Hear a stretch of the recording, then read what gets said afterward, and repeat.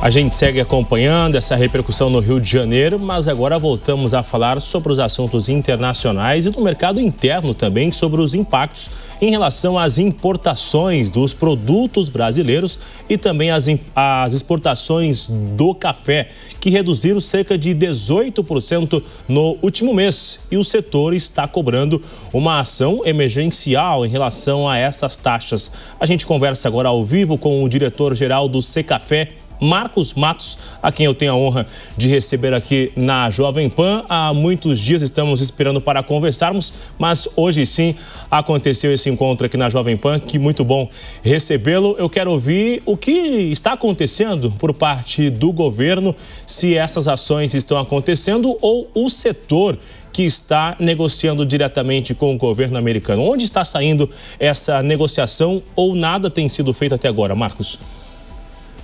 Olá, Bruno, satisfação estar com você, estar com todos os que nos acompanham. Bom, o setor privado assumiu uma missão muito importante de fazer a diplomacia. Nós tivemos uma missão em Washington, a gente tem a nossa contraparte National Coffee Association nos Estados Unidos, os nossos importadores, fazemos parte da investigação 301 contra o Brasil, participamos de uma audiência de mais de 10 horas de duração. Então, sem dúvida nenhuma, todos os esforços são para ajudar a abrir uma porta que a gente tem uma percepção de que existe um diálogo mais estruturado. Então, é importante destacar que os Estados Unidos é o maior consumidor de café do mundo, 76% da população americana toma café, e Brasil é o maior produtor, maior exportador e segundo maior consumidor do mundo. Ou seja, nós estamos falando de dois países insubstituíveis. E tudo o que aconteceu contra o Brasil impactou o consumidor norte-americano.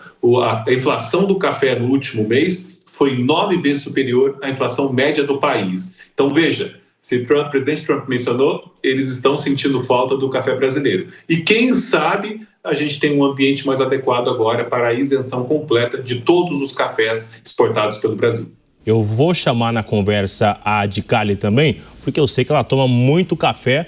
Eu tomo muito café também lá, Marcos. E é o seguinte, antes da Adicali falar, antigamente a gente tinha um hábito de fazer uma garrafa de café cheia, quase 1 litro ali, e aí chegava a hora do almoço ou à tarde, o que tinha na garrafa jogava fora para fazer um novo. Hoje não, a gente só faz o que vai tomar no momento. E à tarde, se for tomar, faz uma outra garrafa, uma dose ali, porque de fato aumentou para o consumidor, né? Não sei se a Adicali também está fazendo isso, mas tomar café está sendo uma bebida de luxo ali em alguns locais. É verdade, eu concordo. E ainda mais para o consumidor norte-americano, porque o preço do café aumentou e muito com esse tarifaço do Trump. Inclusive, o café foi o setor que mais foi afetado, salvo me engano, eu acho que o Marcos pode falar, com todo esse embate que o Brasil está tendo com os Estados Unidos nesse contexto de tarifaço. Nesse sentido, eu pergunto a você, Marcos, você está otimista com os próximos passos das conversas entre o Brasil e os Estados Unidos? Na semana que vem, a gente vai ter uma reunião do Mauro Vieira com o secretário de Comércio norte-americano. Você acha que o café vai estar na pauta? Vai prevalecer os interesses comerciais? Você está otimista? Olá, Maria. Muito bom ouvi-la. Olha, eu diria que nós estamos otimistas com cautela, né? A gente sabe o quão complexo é tudo isso, quantos interesses e prioridades que se entra numa pauta, né? Confesso que a gente tinha uma expectativa até maior para essa próxima semana, de uma reunião com o ministro Haddad, com o secretário do Tesouro Scott Bessent, e pelo que nós vimos nos noticiários, isso tende a ser cancelado pelas discussões fiscais no Brasil. O ministro Haddad vai ficar no Brasil discutindo isso, e para nós é muito ruim. Muito ruim porque, como eu havia mencionado, Estados Unidos é a sede das grandes empresas globais do café. E nós fomos afetados diretamente. E, obviamente, o mundo já passa por dificuldades climáticas, né? A gente viu o Brasil colhendo uma safra menor, que a gente acabou de colher mês passado, foi abaixo de 2024, e aí o tarifaço veio para piorar esse desarranjamento ali, essa desarmonia do fluxo do mercado global. A gente buscou fazer realocações, mas perder o nosso principal mercado, a gente reduziu 46% em agosto, depois reduziu 53% em setembro. Então, tudo isso é um impacto muito grande, né? Vamos torcer para que a pauta do café, como foi mencionado entre os dois presidentes, esteja na semana que vem o nosso chanceler, o Marco Rubio, secretário de Estado. A gente fez várias reuniões com o secretariado de Estado, com os oficiais, né, do secretariado, enfrentamos aí questionamentos da investigação 301, levando argumentações, porque há alguns meses atrás existiam algumas impressões de que o mundo ia sobrar café, pelas projeções que o USDA faz. É um órgão americano ligado ao Ministério da Agricultura deles, que faz projeções de safra. E essas projeções são muito limitadas, mostrava ali superávit de cafés no mundo, e o mercado é soberano. O mercado mostrou, em julho, quando foi anunciada a ordem executiva contra o Brasil, o café na Bolsa de Nova York, que é a referência para café arábica, estava 284 cents. Agora, ele oscila de 390 a 400 cents dólar por libra peso. Então, houve um aumento de mais de 40%. E se você aplica 50% da tarifa brasileira nessas cotações atuais, a gente está fora de mercado. Então, a gente tem que achar uma forma de continuar a ser a principal origem que abastece esse mercado tão grande que é os Estados Unidos. Em relação aos impactos aqui dentro, a gente tem ali, né, um histórico muito bom, região de Minas Gerais, do Espírito Santo. Como isso tem afetado esses estados, essas regiões? Bom, é importante mencionar que para o produtor rural, o cafeicultor, ele vê o mercado subindo, né? Mas os efeitos para o exportador e para a indústria são mais sensíveis.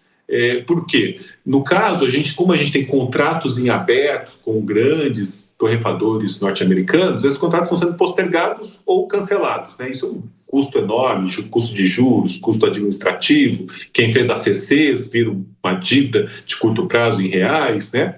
E para a indústria, ela não consegue repassar imediatamente toda essa oscilação para cima das cotações do café. Obviamente, o tarifaço não é a única variável, né? Como disse, o Brasil está colhendo uma safra menor. Então, para o ambiente interno, a gente volta a ter aquela pressão nas cotações novamente. A ABIC já havia indicado, a ABIC, a Associação Brasileira da Indústria do Café, impactos no consumo no primeiro semestre. Nós também havíamos tido cotações mais altas, impacto, né, mais custo, menor consumo. Então a gente está na expectativa de que pode ter novamente aí algum impacto no consumo. Então nós temos que ir monitorando. Agora, se nós conseguirmos uma isenção mais rápido possível das tarifas, lembrando que já existe uma ordem executiva de 5 de setembro isentando todo o café. A questão é que nessa ordem executiva ainda diz isento desde que os países estejam conversando e tenham um acordo bilateral formado. Então, falta pouco. O que a gente precisa mesmo é de uma boa disposição do governo. Lembrando que todo o café brasileiro ficou de fora das ajudas anunciadas, né, pelos impactos do tarifaço, via BNDES, a medida provisória que foi mandada lá para o Congresso Nacional. Então, a princípio, né, nós já ficamos de fora. Então, a gente precisa de uma boa intenção e de uma priorização dessa pauta. Vamos mais uma pergunta com a Adi Carlin. Nesse sentido, Marcos, eu queria saber de vocês, como é que o setor se organiza para achar alternativas e reduzir uma certa dependência desse consumidor norte-americano? Vocês têm outros mercados também estratégicos? Como é que está se dando essa estratégia aí para o comércio exterior no setor do café?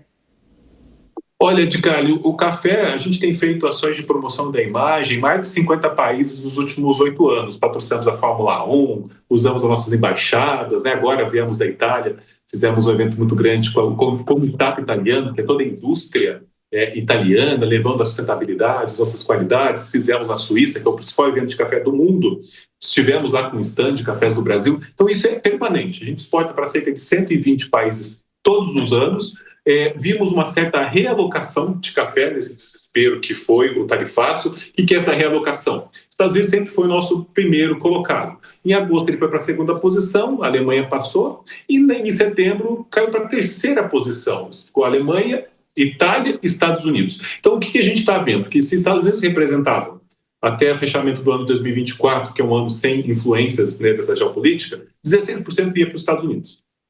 48% a 50% vai para a Europa. Então é natural que os países latino-americanos que produzem café arábica tendem a concentrar mais para os Estados Unidos e a gente tende a concentrar mais para os europeus. Mas lembrando que a gente tem países árabes, países asiáticos, vimos o Japão crescendo compras, Turquia, a China. Então a gente tem vários outros mercados. O que a gente não pode é abrir mão do mercado norte-americano. Por isso que uma coisa é promoção da imagem, que é uma agenda paralela. A outra é a nossa prioridade absoluta em garantir participação nesse maior mercado do mundo. Lembrando que, pelos dados meteorológicos, pode ser que em 2026 a gente tenha uma grande safra de café no mundo. No Brasil, inclusive, e em outras origens. Se tivermos grande safra de café e não tiver acesso ao maior mercado, aí sim todo mundo vai sentir na pele. Não só o exportador, não só a indústria, mas o produtor também.